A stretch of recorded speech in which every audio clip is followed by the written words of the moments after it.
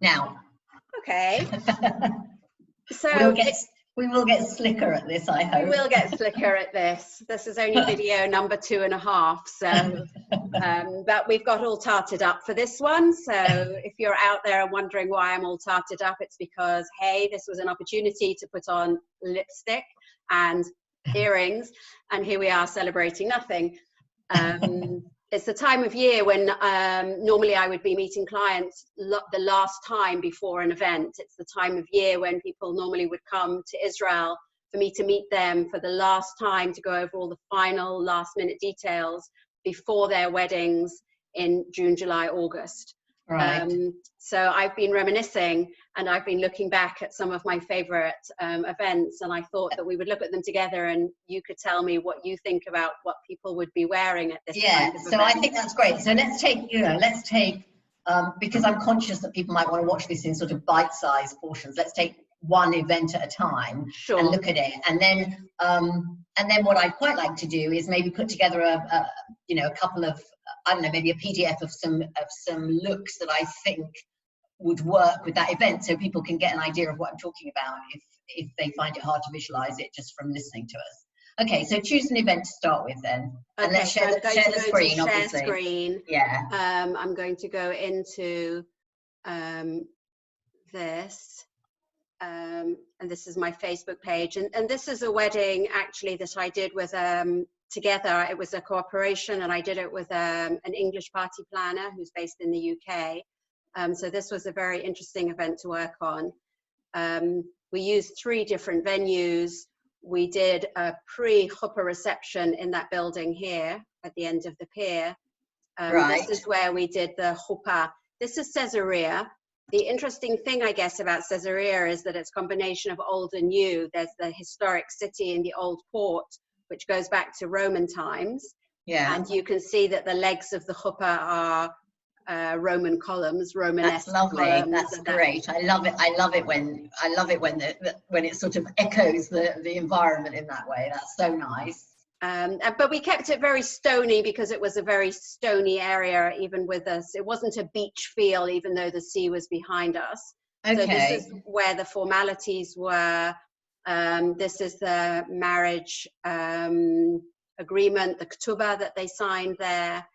This is a zoom in on the chairs that were decorated with a kippah, a yarmulke on each chair, and fans. There you can see close up the columns. Yeah, nice. The band getting ready. Again, I'm going to just fast forward a bit so I don't bore you to tears with all of this. This was the entrance to where we had the dinner and the party. Okay, so can I just stop you? Yes. So can I just go back one picture so I can see? So this is really interesting in terms of what people are going to wear.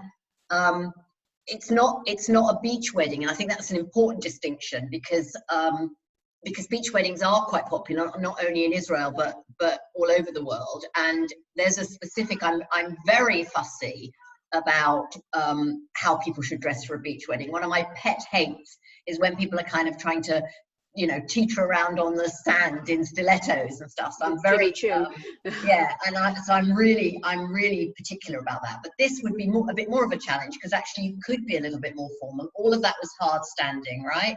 There wasn't any sand that people were walking over. Nevertheless, the backdrop is one of kind of quite edgy because as you said, there's a lot of rock and there's a lot of stone and there's that backdrop of the sea. So that's one look. And people walked from the building at the end of the pier to the chuppah? It was a 2-minute walk. It was a 2-minute walk. And we ushered people very politely over. As one does. Okay, and then so sorry, I didn't mean to interrupt. So then you went to what looks and like then a very after different the ceremony, field. We got on buses and we had a 15-minute transfer to the venue, which was in Hadera, which is very close by. And this is the venue. So this was the entrance to the venue. And we had a second reception with more food because the first reception had really just been drinks. And the sun had set by now, so the garden was lit up. The bride had asked for a romantic swing, so we made a romantic swing for her. And this is the reception area. Right. Eclectic, stony, rusty. Well, this is no, I mean, I think this feels very different to where the chuppah was. So, I mean, although I can see what you mean about it having a slightly rustic feel, it's nothing like the feel of Stylsih. So that's quite interesting in terms of what somebody's wearing, that it actually needs to work in both those places equally well.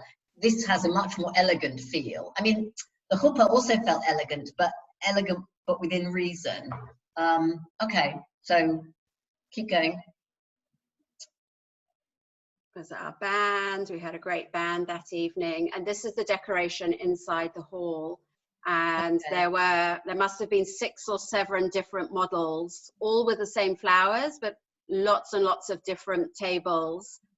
Right. Some with when you say models, what do you mean? Like the table? Every decoration? Table was different, but we right, didn't. I mean, it was a big wedding. There were about 300 guests. It wasn't every single table was different. No, but there were 6 or 7 a... different variations of table centers. So some of the center tables had something that reflected a little bit the chuppah, so that we have again these stands that are a little bit Romanesque on the table, right, with foliage on top and candles hanging down. And on these tables, less flowers in the center on the table, and other tables just with tall candles, and another kind of table with low candles, some with a mix of heights, but all with the same flowers and all obviously with the same feel. Okay, and so this has this has a more this is slightly more rustic, much less historic feel to it, a slightly more rustic feel to it, but nevertheless quite elegant, I would say, not not rustic in the true sense of the word. So so for the bride, it's not uncommon for my brides to have 2 dresses. So they'll have one dress for the chuppah and for the photographs, and then they'll have a second dress, a second party dress. And something like this, where the 2 venues are so very different in feel, I would be enjoying that, and I think the bride would enjoy the difference in dresses. But I'm thinking also about my mothers of the bride and my mothers of the groom, where also the feel is quite different. So that is very interesting. So if you had a bride who came to you and said, these are my 2 venues and these are the 2 ways that we're dressing the venues, what kind of dress would you expect her to wear at the chuppah on the beach, and what kind of dress would you expect her to wear here? Okay, so I want to make the first point, which is it's not a wedding on the beach. So I mean, right. and I think that setting felt very different to some of my beach weddings. So I'm going to make that distinction, and I'll put together a PDF after we've had this chat, and I'll post it on the group so that people can see what sort of dress I think would work for where that chuppah was. And it's not the same sort of dress as I would encourage people to wear on the beach. All of this obviously depends slightly on the bride's style, personality, because I don't want to dress somebody in something, I wouldn't be dressing somebody in something that was completely different to their style, personality. No. But there's that balance, isn't there, between the sort of venue and what the venue demands and the appropriateness of that with the dress. Yeah. So I'm already thinking, and I'm not going to give that away because I want to save it for the PDF. I'm already thinking about the kind of thing that I think would look fabulous. And I'll try to, for the chuppah, and I'll try to do a couple of different looks so that people who've got different style personalities can perhaps relate.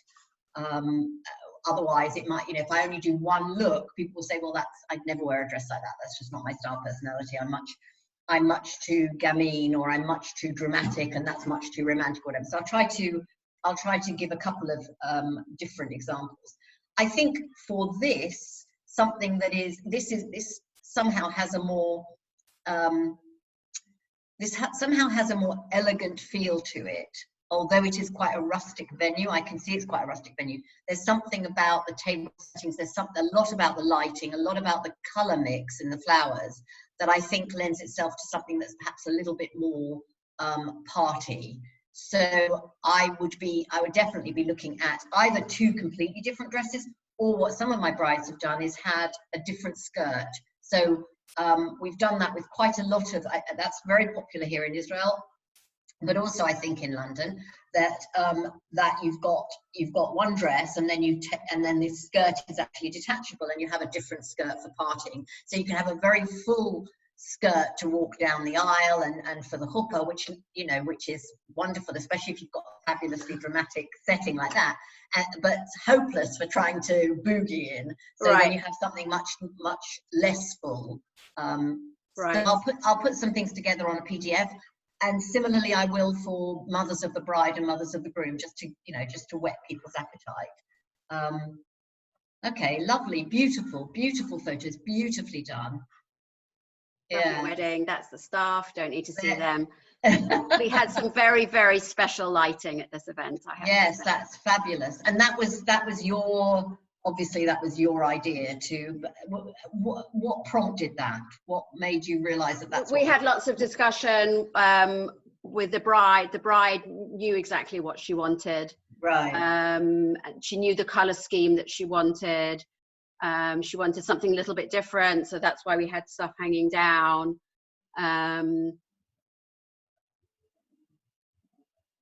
This was mostly generated from what the bride wanted. It's not always what the bride wanted. Sometimes the mother of the bride has more of an opinion.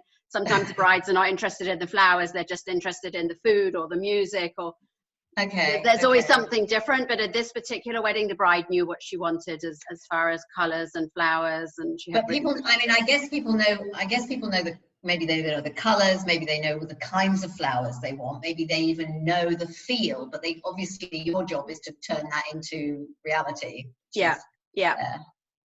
Fabulous. Okay, well let's look at another one in the next video, I guess. Should we do it in the next video so yes, people can let's stop this one, or let me just come out of the share 1 second. Okay. Stop the share. So here you are back again. So you're drinking your coffee, so I'm just going to fill up my tea. I just thought I've got a lovely teapot here, so I might as well make myself a nice cup of tea while we're having a little talk here. And I've got my cat cup. Okay. Touch of milk. Cool down a tiny bit. It's very interesting for me to hear your input on what you think the bride, the mothers, the groom, we haven't talked about so much, but him too later, what they should be wearing in light of what the venue looks like. And of course, I don't normally have input on what they're wearing. You do. And it's quite interesting, and maybe we'll do that a little bit later. After you've said what you think they should be wearing, perhaps we'll pull up some pictures of what they were wearing. Oh, that would be great. That would be really good. If we think they did a good job, we'll always say they did a good job. So I think that can be quite a fun thing to do as well. And it's kind of interesting, this conversation, because I always look at it, the main things that I look at an event are, where is it going to be? What's it going to feel like? What kind of food are we going to be eating, and what kind of music's going to be playing, and all the rest, the small details. But those are the main things that normally the bride and groom will be worried about. That there's always, in all of that, there's always somebody who's particularly interested in something. I had one bride, and maybe we'll pull up her event in another clip, who was just not interested in anything except the music. And she chose every single song that was played. From the moment the band played the first song in reception until the last dance, she chose every single song. Every single song. And that's unusual. Yeah, okay. I mean, one of my pet, I would go as far as to say it's my pet hate, but what I would say is I would say it's very confusing to me, because I think people recognize, many people recognize that they need professional help with organizing the event. They need professional help with the photographs, with the food, with the music. Even though these are things that they do in their everyday life on their own all the time, makeup, hair, everything. When it comes to an event, they recognize that they need professional input. Yet so few people realize how important it is to get the professional help when it comes to buying the dress. They'll go to a wedding boutique, and the bride, you know, often the bride, look, brides are young and beautiful in the main, and you know, awash with love. So it's not difficult to make a get bride them look looking beautiful. gorgeous. Yeah, but often the dress is not appropriate for. Often it's not the perfect thing for their style personality. Quite often they are attached to an idea of what a bride should look and feel like, rather than actually what's best for their style personality, and that's a bit of a journey sometimes with them. But also, you know, I come back time and time again to the mothers of the bride and the mothers of the groom who don't get the necessary input that they deserve, and who often then end up buying something that's and wearing something that's, you know, okay but not fabulous. And it's important, I think, that they should look and feel fabulous on the day, because in the end the food will be eaten and gone, the music will have finished playing, it'll all be over. What you'll be left with is the pictures, and you know, if you don't love what you were wearing and how you looked in the pictures, what a waste. That is such a waste. Yeah. So or say, the other side, yeah, the other side of that is that they're wearing a dress that they do like the look of, but they haven't thought about how comfortable or uncomfortable it might be for wearing an entire evening. The whole thing. And people say, well, you know, the designers are helping me in the wedding boutique, or the personal shopper is helping me in Harvey Nicks or wherever it is they're shopping. But these people are not independent. They're interested in selling what they have. You know, what they have. So this is about getting somebody like independent to tell you, you know, proper personal stylist. Anyway, I'm sure that's a drum I'll be banging on all the time when we talk, because it's a pet thing of mine. A pet peeve. All right, let's wrap it up and come back again and look at something else. I'll see you on the other side. I'll post the PDF in the next day or so that people can see the kinds of ideas I'd have for that wedding. I look forward to seeing them. Bye for now. Bye, Wendy. Bye.